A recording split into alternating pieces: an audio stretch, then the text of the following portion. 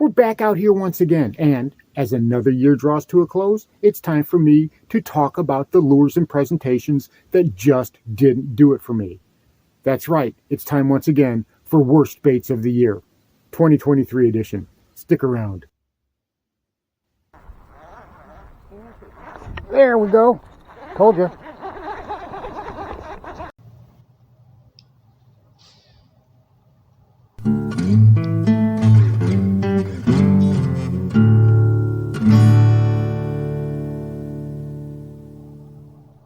And here is this video's featured comment.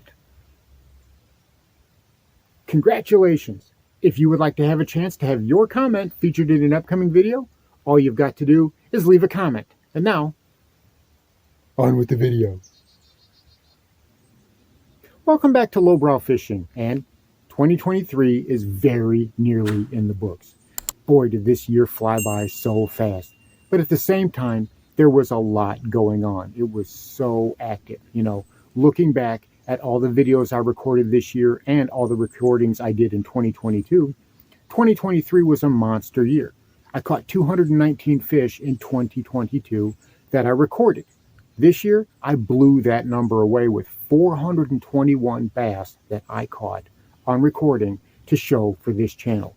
And that's kind of what we're going to be talking about today, except on the bad side of it. You guys know that at the end of the year, like last year, I do a worst of list. Baits that didn't really work for me, didn't do so well, weren't what I expected, didn't work how I expected them to, or baits that just, while they worked for other people, I just couldn't get them to perform for me. So that's kind of what we're doing now. Now, these baits might work well for other people, but they just didn't get it done for me. And that's what this list is all about. These are baits that I put to the test. And I'm not talking one or two times. I'm using these things over and over and over again on 4 lakes, right? Different days, different conditions, and still not getting anything. Out of all the baits that you're going to see, out of all of the baits that you will see today, there's going to be only one of them that caught fish. So let's go ahead and get started with the list. And this year, we're actually going to do something a little bit different. I wanted to kind of add a category to it and not leave it out. And that's soft plastics. Everybody knows that I fish a lot of soft plastics. I use worms a lot. I use a lot of jig trailers a lot. So I demand a lot from my soft plastics. Now, I'm not going to include the ones that I make myself. Those ones that I make, the worms and the craws and whatnot, those don't count, okay? I caught a lot of fish on those, but I'm not putting them in any sort of list. These are the ones that I bought either online or in the store, and I thought that they had a reasonable chance of giving me some success. But these guys right here, these are the J-Bug by V&M, and I bought several packs of these. These were kind of on closeout at Walmart, and I bought these in the spring, in the early spring this year. And I bought, like I said, several bags, several colors. This is the black blue flake. You guys know I'm a sucker for the black blue flake. And I'm going to show you what these, kind of drew me to these is they actually, they have almost like, like a structure bug kind of deal with a curly tail and, different types of craws. They look like they can fit into different types of roles. They look like they could be fished well as a punching bait on a Texas rig or as a jig trailer. But I'm telling you what, I fished these things and fished these things and fished these things and could not even get a sniff, let alone a bite. So these for me, in the future, they're going to be a hard pass. I'm sure V&M, they make fine baits, and I'm sure a lot of people have caught fish on these particular soft plastics, just not me. And it became bad enough that, especially on places like the Trophy Bass Lake, where it's supposed to be easier to catch not only fish in general, but really big fish, 4 and 5 pounders regularly. I started out using those as a trailer, trying to make it easy for them, just to see if I could get something, and I didn't get anything.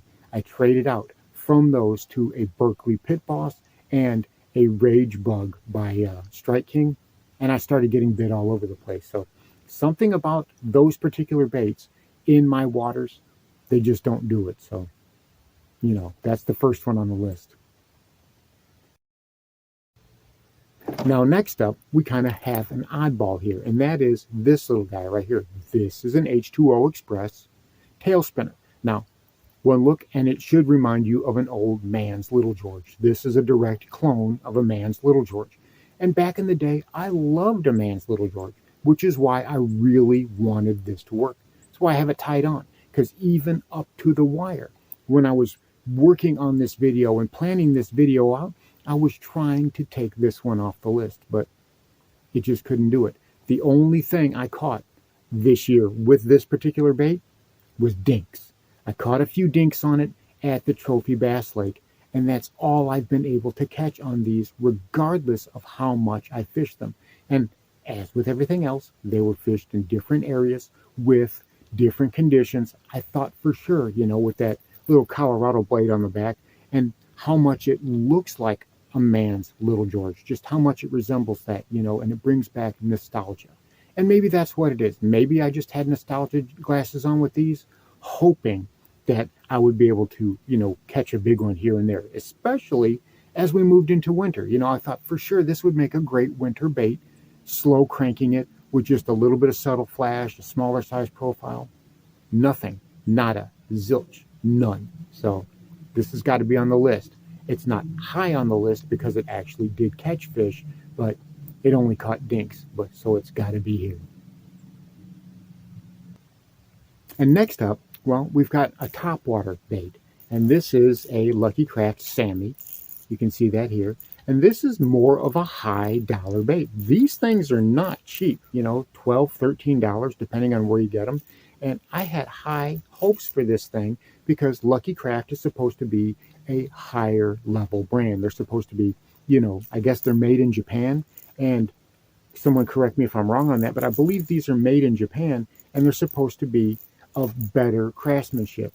But I had problems with this thing from the get-go. I could never get it to walk how I want it to. It would never walk smoothly. And I think a lot of it has to do with that dented in nose right there, you see? Rather than having a round nose, it's almost got a nose like a popper. And what I was finding is that rather than having a good glide on it, it would kind of just straight and twitch and straight and twitch. And that totally messed up all the action that this bait had. Skunkarino on this thing for the year, I didn't catch a single fish. And you guys know I've caught fish on many types of walking baits. Like I've caught them on the jaywalkers and I've caught them on the spooks, the different types of spooks that we have. I just couldn't generate a single strike, let alone catch a fish. And it wasn't for lack of trying. I tried very hard to catch fish with this particular bait. It just wasn't meant to be. Maybe we can take it off the list for next year. Maybe I can work with it some more. Maybe find the right situation. I can catch a fish or two with it. But for right now, this is on the list for worst baits of 2023. Now, next up, we've got the runner-up to the worst bait of the year. And what is it? Well, it's kind of a surprise. And it's a Lunker Hunt spy bait. And I had high hopes for this bait. I'm not the most prolific spy bait fisherman. Anybody will tell you that. I don't really normally have a lot of confidence in them. A lot of guys love a spy bait. They fish with these things, they use them regularly, and they will tell you time and again when you are having a hard time getting a bite, tie on a spy bait, you can get a bite. These will draw those fish up 10, 15 feet deep, and they will inhale this thing. Well, I bought this. It was not cheap. Lunker Hunt is a brand that a lot of people know, and they're not a cheap brand. They're more of a pricey brand. So, for me, I'm knowing them more for their topwater baits rather than something like this. But I thought I would give this a try, I wanted to add it to my spy bait collection and have a little bit of versatility to it. But the thing about this thing is it won't stay at depth. Now, it's light, right? But it's also weighted, and it's supposed to be a slow sinker. It does not sink. It sits right on top of the surface. And I've tried putting suspense strips on this thing. I've tried putting, lead weights, a split shot or two right here on the front hook, trying to get this thing down in the water column. But it just won't. It won't stay at depth, especially if you try to give it any sort of retrieve. Because as we know what happens, those blades start spinning, and they create drag, which creates lift. It's something we've talked about before. So this thing's going up, up, up in the water column, and it essentially turns into a prop top water bait. And it's not even a good prop top water bait because I'm not getting a good spit out of it. I tried working it like that. It doesn't work good for that either, So this thing has got to get a failing grade for me. Now, something like this, right? This is a Lucky Craft screw pointer. This is more in line with what I think a spy bait should be. This sinks down to depth. And the funny part about it is it's actually smaller.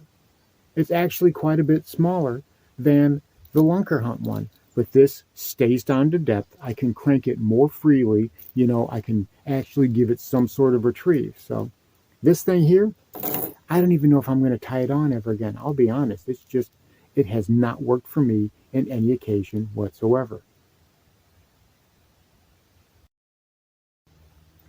And the king of the trash heap, the worst lure of 2023, the one bait that stunk it up more than anything else on all of the fisheries that I went to under any condition, well, last year's champion still reigns supreme. It's the Googan clickbait.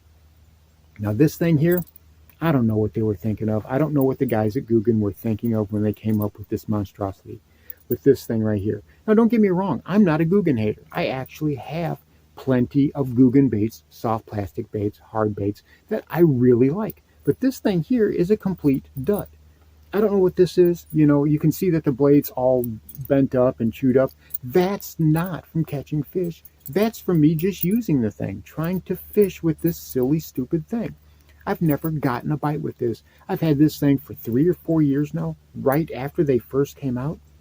This thing's a dud for me, but yet I still keep trying it just to see. At this point, it's just to see if I can catch a fish with it. I still haven't. I still have yet to even get a bite on it. So it's got to be number one. For 2 years in a row, this bait is going to be number one. So there you have it. The absolute worst of the worst for 2023. I fished them as much as I could and did not get any results, at least nothing positive. Am I going to be able to take any off of this list for next year?